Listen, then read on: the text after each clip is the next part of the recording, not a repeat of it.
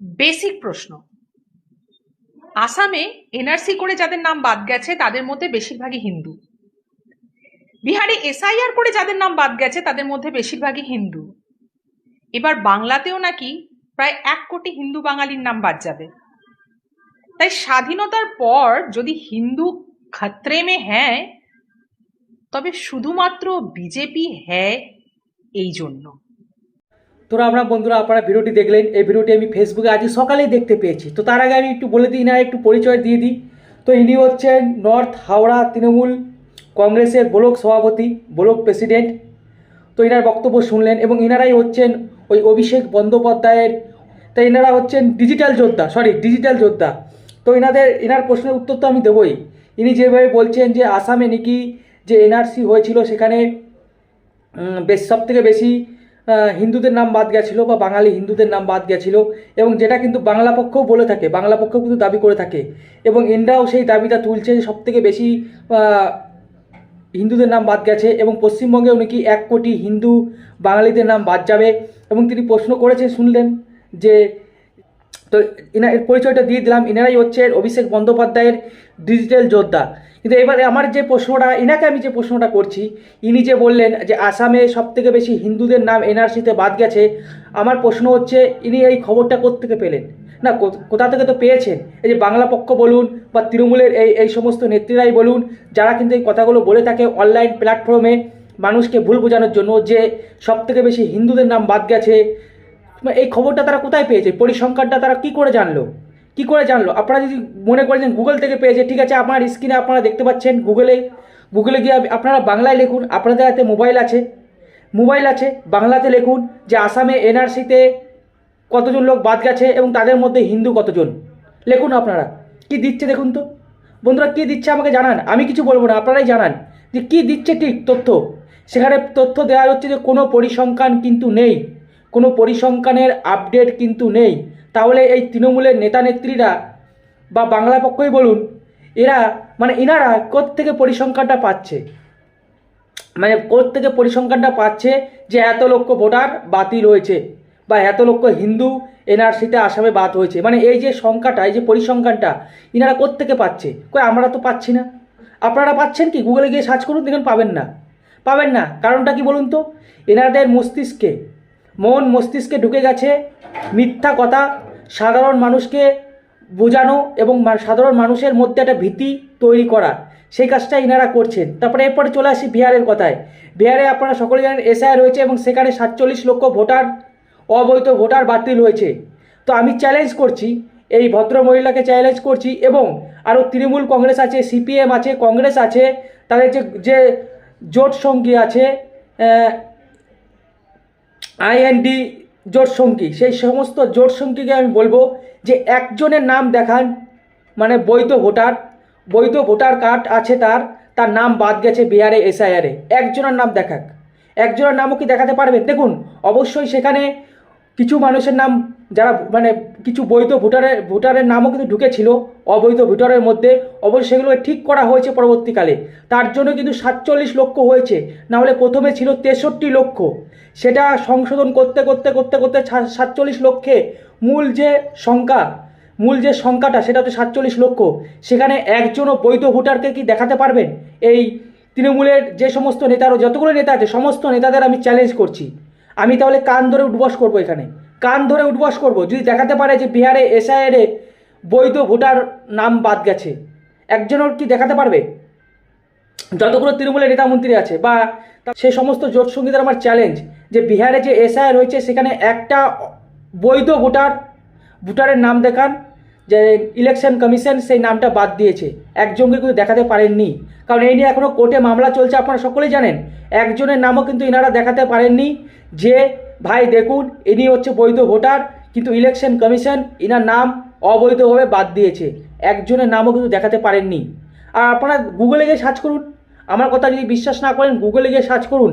ইনারাই হচ্ছেন সেই সমস্ত মানুষ যারা সাধারণ মানুষের মধ্যে ভীতি সঞ্চার করে। এনারাই হচ্ছেন ডিজিটাল যোদ্ধা। আমি ভাবছিলাম কবে পাবো এরকম ডিজিটাল যোদ্ধাদের, কবে পাবো সামনাসামনি, তবেই তো খেলাটা জমবে। যে এসআইআরটা হচ্ছে, সেটা করা হচ্ছে ইলেকশন কমিশন, সেটা আমাদের দেশের সাপেক্ষে ভালো। যারা অবৈধ নাগরিক আছে, আরে অবৈধ ভোটার ছেড়েই দিন, যে সমস্ত ভোটাররা মৃত্যু ভোটার, সে তাদের নামগুলো তো আছে। তারা 4 বছরের মধ্যে কোনো সময় একবারও আসে না, কিন্তু 5 বছরে ঠিক ভোটের সময় তারা ভোট দিতে চলে আসে, যেগুলোকে বলা হয় ভুতুরে ভোটার। আরে ভাই, সেই নামগুলো তো বাদ দেওয়া উচিত।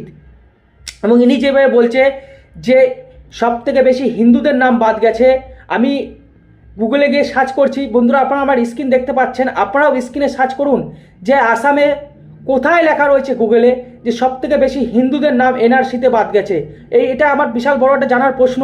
এবং তাদের এই যে পরিসংখ্যান, এই পরিসংখ্যানটা তারা কোত্থেকে পাচ্ছে। এরপরে আসি আমাদের পশ্চিম বাংলাতে, ইনি বলছেন 1 কোটি হিন্দু বাঙালির নাম বাদ যাবে। আরে মশাই, এখনও তো এসআইআর চালুই হলো না, আজ থেকে এসআইআর চালু হবে। আগে এসআইআরটা চালু হতে দিন, তারপরে দেখুন কত লোকের নাম বাদ যায়। এ তো মনে হচ্ছে মরার আগেই ভূত হয়ে যাচ্ছে। 1 কোটি বাঙালি হিন্দুর নাম বাদ যাবে মানে কীভাবে মানুষকে, মানে কি বলবো, ভয় ধরাতে হয়। এই সমস্ত তৃণমূলের নেতা নেত্রীদের কাছ থেকে ট্রেনিং নেওয়া উচিত যে সাধারণ মানুষদের কীভাবে ভীতু প্রকাশ করতে হয়। শুধু ইনারাই যে ওই অভিষেক বন্দ্যোপাধ্যায়ের ডিজিটাল যোদ্ধা তা কিন্তু না, আমাদের পশ্চিমবঙ্গের বেশ কিছু মিডিয়ার চ্যানেল আছে যারা অভিষেক বন্দ্যোপাধ্যায় হয়ে কাজ করছে। যেমন একটি ঘটনা ঘটেছে ইলামবাজারে, যেখানে মতুয়া সম্প্রদায়ের মানুষের গ্রামে একটা ভয় ভীতি সৃষ্টি হয়েছে, কারণ তাদের 2002 সালের নাম থাকবে না তারাও জানে। তারা এসছে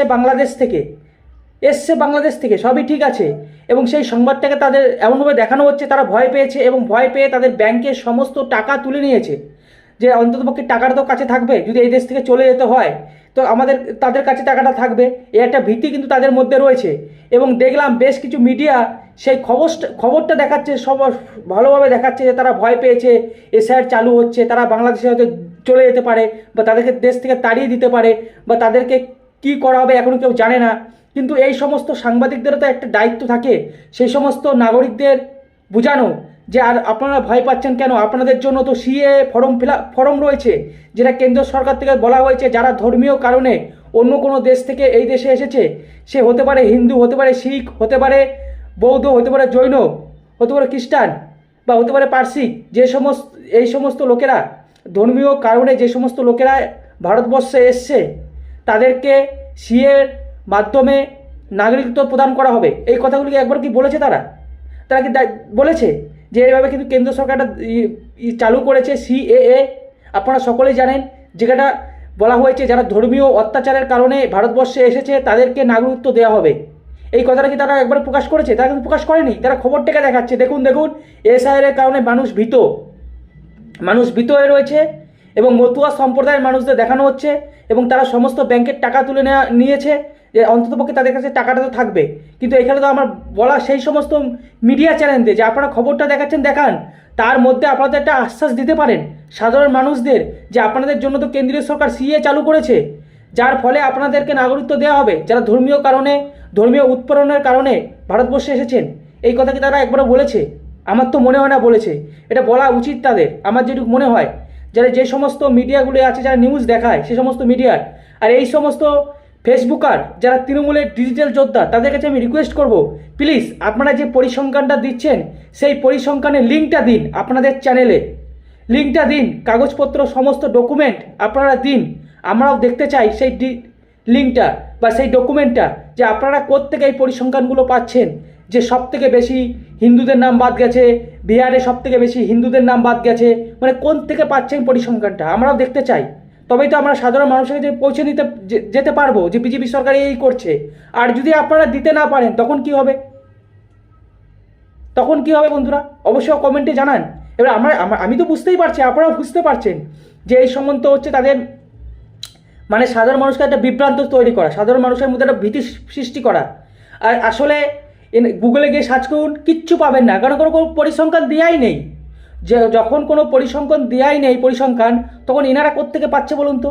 ইনাদেরকে কমেন্টে গিয়ে বলবেন যে আপনি যে কথাগুলো বলছেন সেই কথাগুলোর ডকুমেন্ট দিন, আমরাও সেই লিঙ্কে গিয়ে দেখতে চাই যে আপনি কিসের ভিত্তিতে এই পরিসংখ্যানের কথা বলছেন, এবং যে পশ্চিমবঙ্গের কথা বলছেন 1 কোটি বাঙালি হিন্দুদের নাম বাদ যাবে, এখনও এসআইআর হলো না, তার মাঝখানে আপনারা এই আতঙ্কটা কেন ছড়াচ্ছেন? অবশ্যই কমেন্টে জানাবেন। তো ভালো থাকুন, সুস্থ থাকুন, রাম রাম, ভারত মাতাকে জয়, বন্দে মাতরম। এবং এনাদেরকে প্রশ্ন করুন, এই সমস্ত ডিজিটাল মিডিয়াদের প্রশ্ন করুন যে আপনারা এই যে বক্তব্যগুলো রাখছেন, পরিসংখ্যান দিচ্ছেন, এই পরিসংখ্যানটা পাচ্ছেন কোত্থেকে? আপনারা কোত্থেকে পাচ্ছেন আমাদেরকে জানান, আমিও তাহলে নিউজ করি, আমারও একটু সুবিধা হবে। তো ভালো থাকুন, সুস্থ থাকুন, রাম রাম, ভারত মাতাকে জয়, বন্দে মাতরম, জয় শ্রীরাম।